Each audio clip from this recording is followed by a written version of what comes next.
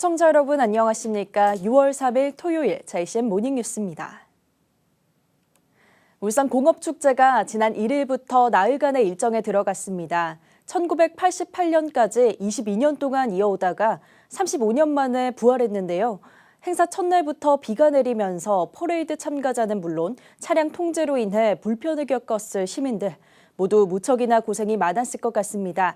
하지만 다행히 행사가 끝나는 4일까지는 날씨가 맑을 것이라고 하니까요. 코로나19로부터 자유로워진 주말, 울산 공업축제 현장의 열기가 후끈 달아오를 것 같습니다. 전우수 기자가 보도합니다. 22년간 울산의 대표 축제였던 울산 공업축제가 35년 만에 부활했습니다. 행사 첫날 새로운 출발을 시샘하듯 하늘에선 굳은 비가 내렸지만 달아오르는 축제 열기를 식히지는 못했습니다. 도로변의 시민들은 축제의 부활을 환호로 반겼습니다. 축제의 주무대인 태강돈치는 굳은 날씨 속에서도 순식간에 인산인해를 이뤘습니다. 웅장한 음악과 함께 하늘로 솟구친 축포는 비구름도 잠재웠습니다. 축제 서막의 주제는 새로운 시작, 위대한 첫걸음이었습니다. 오늘의 울산을 있게 한 울산 사람들의 노력과 자긍심에 초점을 맞춘 주제 공연과 축하 공연에 시민들은 뜨겁게 호응했습니다. 이렇게 시작한 울산 공업축제. 공업이라는 명칭이 요즘 시대와 어울리지 않는다는 지적과 가장 울산답다는 긍정의 평가가 엇갈렸지만 현장을 찾은 시민들의 반응은 대체로 우호적입니다. 새삼 35년 만에 오늘 이 참 화창한 날씨를 맞이해가지고 자간 중지에서 이래 거행하게 돼서 너무너무 기분 좋습니다. 취업난이 심하니까 오히려 이제 기업들이 이런 자리를 마련함으로써 또 아이들이 진로를 좀 정하는데 좀 어느 정도 도움이 되지 않을까 하는. 적잖은 반발 기류 속에서도 울산 공업축제의 부활을 강하게 밀어붙인 주인공은 김두겸 울산시장입니다. 자신감 있게 우리 공업도시가 이렇게 성장하고 울산이 변했다. 그래서 공업도시라는 그 이름으로 걸고 축제를 해도 될 만큼. 이번 축제 기간에는 드론쇼, 고복수 황금심 가요축제, 고복수 가요제 등 32개 공연이 태화강 국가정원, 낭구 둔치, 야외 공연장, 왕버들 마당 등에서 펼쳐집니다. 기업 공간, 체험 공간, 먹거리 공간 등 주제별로 나눠진 256개 부스가 마련됐습니다.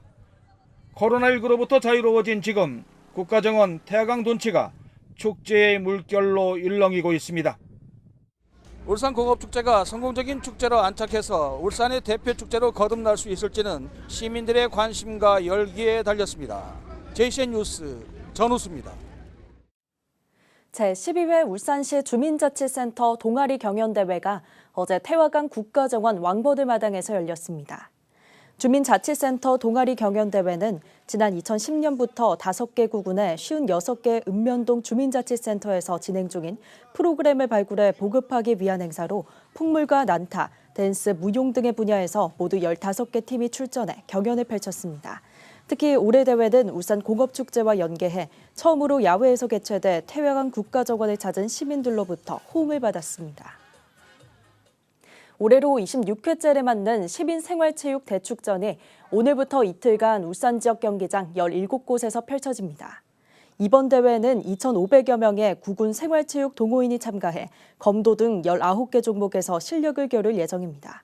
이번 대회에 앞서 어제 열린 제18회 어르신 생활체육 대축전은 65세 이상 생활체육 동호인 1,500여 명이 출전해 축구와 게이트볼 등 15개 종목의 경기를 치르고 어제 막을 내렸습니다. 옥동 군부대 이전 사업이 지난달 31일 기획재정부에서 열린 국유재산 정책심의를 통과해 사업 추진에 탄력을 받게 됐습니다. 이날 심의에서 심의위원들은 옥동 군부대 이전 사업에 대한 사업 추진의 타당성과 기부대 양여, 재산가액 산정 등의 적정성이 인정된다며 사업을 승인했습니다. 이에 따라 울산시는 옥동 군사시설을 오는 2027년 상반기까지 울주군 청량읍 일원으로 이전하고 군부대가 있던 곳은 2029년까지 도시개발 사업을 통한 도로, 공원, 주차장 등 기반시설과 공동주택 및 주민 편익시설을 조성할 예정입니다. 울산의 5월 소비자 물가 상승률이 3.4%를 기록해 4개월 연속 하락하는 안정 추세를 보였습니다. 동남지방통계청이 발표한 울산 지역의 올해 5월 소비자 물가지수는 111.07로 지난해 같은 달에 비해 3.4%가 높아진 것으로 나타났습니다. 울산의 물가 상승률은 올해 1월 5%까지 올랐다가 이후 4달 연속 하락세를 보여왔으며 5월 상승률은 3.4%로 2021년 10월 이후 20개월 만에 가장 낮은 것입니다. 5월 물가가 안정세를 보인 것은 석유류가 1년 전보다 19.1%가 하락한 것이 주요 원인으로 작용한 반면 개인과 공공서비스, 집세 등 서비스 물가 상승률은 4.1%로 오름폭이 상대적으로 컸습니다. 전국 원전 인근 지역 동맹이 어제 실무 협의회를 열고 원자력 안전교부세 신설 촉구 100만 주민 서명운동 추진 현황과 행정협의회 전환 방안 등에 대해 논의했습니다. 회의에서는 부산 연제구 등 서명 참가율이 높은 지자체의 활동 사례를 살피고 서명운동 홍보를 위한 SNS 챌린지 활성화 방안에 대해 의견을 나눴습니다. 전국 원전 인근 지역 동맹은 7월쯤 서명이 마무리되면 국회와 행정안전부 등에 서명지를 전달하고 원자력 안전교부세 신설을 촉구할 예정입니다. 더불어민주당 울산시당은 어제 오후 울산 롯데백화점 앞에서 일본 후쿠시마 오염수 해양 투기 반대 범국민 서명운동본부 발대식을 가졌습니다. 발대식에는 이선호 더불어민주당 울산시당 위원장과 이상원 국회의원 그리고 정청래 최고위원 등이 참석해 일본 오염수 해양 투기 반대를 위한 결의를 다지는 서명운동과 함께 시민을 대상으로 캠페인을 펼쳤습니다. 울산시의회 홍유준 의원이 울산시 폭염 피해 예방과 도시 열섬 현상 완화를 위한 조례안을 대표 발의했습니다. 조례안에는 폭염 대응 종합대책의 수립과 폭염 취약계층에 대한 지원, 폭염 저감시설 설치 사업 지원 등의 근거가 담겼습니다. 조례안을 대표 발의한 홍 의원은 지난 5년 동안 울산의 연평균 폭염 일수가 13.6일이나 되며 온열 질환자가 해마다 45명씩 발생했다면서 이번 조례는 도시 열섬 현상에 대한 울산시 차원의 종합대책 추진과 재난 예방을 위해 마련하게 됐다고 밝혔습니다. 조례안은 오는 7일부터 시작되는 제239회 제1차 정례화 기간 중 다뤄질 예정입니다. 유니스트가 LG전자와 협약을 체결하고 산학협력센터 설립을 추진하기로 했습니다. 유니스트는 어제 오후 대학 본관 6층에서 LG전자와 산학협력 협약을 체결하고 앞으로 공동연구와 인적자원 육성 분야 등에서 협력을 강화하기로 했다고 밝혔습니다. 특히 이번 협약에서 양 기관은 공동연구 개발과 인재 양성 프로그램 등을 총괄하는 컨트롤 타워 역할을 할 산학협력센터 설립에 합의했습니다. 한편 양 기관은 지난 2020년부터 인공지능, 전력전자 등 5개 부문에서 기술 교류 활동을 이어오고 있습니다. 본격적인 여름철이 다가오면서 무더위보다 두려운 건 바로 태풍과 집중호우인데요. 소방본부가 여름철을 대비해 대용량포 방사 시스템을 활용한 집중훈련을 열었습니다. 이 장비는 태풍 흰남노로 인해 포항의 한 아파트 지하 주차장이 물에 잠겼을 때도 수해 복구에 유용하게 사용된 예가 있습니다. 보도에 김나래 기자입니다. 거대한 포 한 대에서 물줄기가 뿜어져 나옵니다. 1분 만에 7만 5천 리터의 소화 용수를 최대 140m까지 방수가 가능한 소화 장비입니다. 대용량포는 반경 2km 안에 있는 강이나 바닷물을 직접 끌어올려 방수할 수 있어서 유류 저장 탱크 화재와 같은 대형 화재에 빠르고 효과적인 대응이 가능합니다. 이 대용량포 방사 시스템이 대형 화재에만 쓰이는 것은 아닙니다. 태풍과 집중호우로 인해 침수가 된 곳에서 호수로 분당 45톤의 물을 퍼올릴 수 있어 수해 현장에서도 효과적으로 활용할 수 있습니다.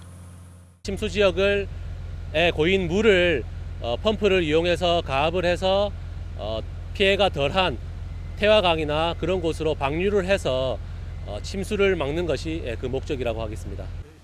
소방은 상습 침수 지역인 태화시장에 지난해 태풍 흰남노가 닥쳤을 때도 대용량포 방사 시스템을 동원했습니다. 태화시장이 침수되면 대용량 방사포가 태화시장에 물을 끌어와 태화강으로 방수합니다. 매년 태풍 때마다 물바다가 되진 않을까 걱정해야 하는 태화시장의 상인들. 수해 피해를 덜어줄 고지 배수터널과 통합 배수 펌프장이 올해도 완공이 어려운 가운데 대용량 방사포의 역할은 더 커질 것으로 보입니다. JCN 뉴스 김나래입니다. 울산시는 어제 울산대학병원 권역응급의료센터 회의실에서 화학재난 대비 현장 응급의료 훈련을 실시했습니다.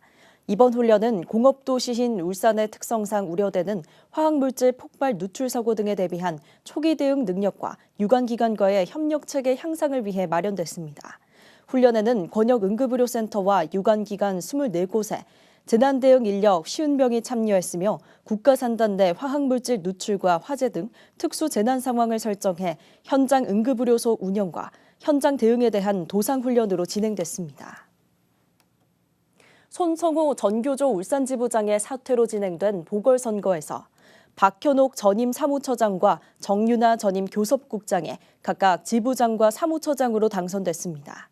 보궐선거는 지난달 29일부터 사흘간 온라인 투표로 진행됐으며 두 후보가 단독 출마해 97.43%의 득표율로 당선됐습니다. 신임 지부장과 사무처장의 임기는 내년 말까지 1년 7개월입니다. 울산시 선거관리위원회는 정치관계법 안내와 예방 단속 활동 등을 지원할 공정선거지원단을 공개 모집한다고 밝혔습니다. 모집 인원은 모두 9명이며 울산시와 남구 북구 선관위는 각 2명, 중구 동구 울주군 선관위는 각 1명입니다. 지원 희망자는 울산시 선관위 누리집에 게시된 지원서 등 구비 서류를 작성해 오는 5일부터 16일까지 울산시 선관위에 접수하면 됩니다. 중구청이 지역경제 활성화 차원에서 지역 업체가 더 많은 입찰과 수의계약에 참여할 수 있도록 계약 제도를 개선했다고 밝혔습니다. 중구청은 누리집에 우리 업체 소개하기란을 신설해 지역 업체가 업종 유형과 주요 실적, 실행 과업 등에 대한 정보를 스스로 홍보할 수 있게 하고 수의계약 진행 시 해당 자료를 적극 검토하기로 했습니다. 또 조달 참여 절차가 다소 복잡한 나라장터의 기능을 보완하기 위해 물품 계약 진행 시 행정안전부가 지정고시한 교육기관 전자조달 시스템 학교장터를 적극 활용하기로 했습니다. 고래문화재단이 오는 5일부터 남구 거리음악회 하반기 공연에 참여할 지역 예술인을 모집합니다. 남구 거리음악회는 도심 문화예술공간으로 바꾸고 거리예술을 활성화시키기 위한 사업으로 지난 2008년부터 매년 80회가량 공연을 진행하고 있습니다. 지역 예술인과 아마추어 버스커 두 분야로 모집하는 이번 공모는 울산에서 활동하는 예술인이라면 누구나 지원 가능하며 고래문화재단 홈페이지에서 자세한 신청 방법을 확인할 수 있습니다. 북구 강동의 베이스타즈 CC는 6월 한 달 동안 CC를 이용한 골퍼들을 대상으로 베스트 드레서 콘테스트를 진행한다고 밝혔습니다. 지난해에 이어 올해 두 번째로 마련되는 베스트 드레서 콘테스트는 대상의 400만 원 상당의 백화점 상품권과 한 개 팀 무료 라운드권을 시상하는 등 전체 60명에게 3천만 원에 달하는 상금과 상품을 시상합니다. 베이스타즈 CC는 매년 봄에는 베스트 드레서 콘테스트를 갖고 가을에는 10월의 마지막 밤 음악회를 등의 이벤트 행사를 마련해 이용객들로부터 호응을 얻고 있습니다. 울산시 교육청이 오는 8일부터 11일까지 시교육청 대강당 등에서 2024 대학 진학 박람회를 개최합니다.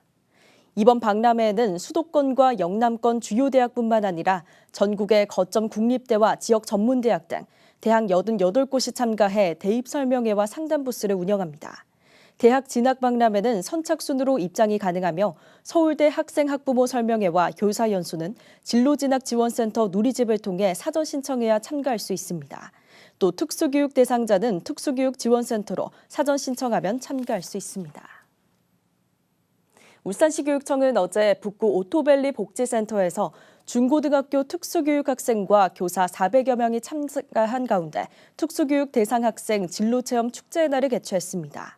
함께 걷는 걸음, 함께 맞이하는 미래를 주제로 열린 이번 행사는 한국장애인 고용공단과 장애인 복지관, 북구경찰서, 메아리 학교 등에서 장애 학생들을 위한 다양한 체험 부스를 운영해 호응을 얻었습니다. 울산교육청도 가상현실을 이용한 가상현실 직업교육 프로그램과 드로잉 로봇 체험 부스를 설치해 장애 학생들의 눈높이에 맞는 미래교육의 장을 제공해 눈길을 끌었습니다. JCN 모닝뉴스를 마칩니다. 함께해 주신 여러분 고맙습니다.